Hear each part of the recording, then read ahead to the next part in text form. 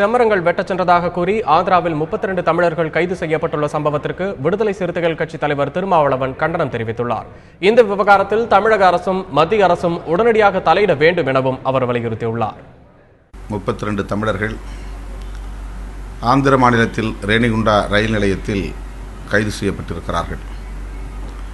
செம்மரக்கட்டைகளை வெட்டுவதற்காக கடத்துவதற்காக வந்தார்கள் என்னும் பெயரில் அவர்களை ஆந்திர போலீசார் கைது செய்திருப்பதாக தெரிய வருகிறது.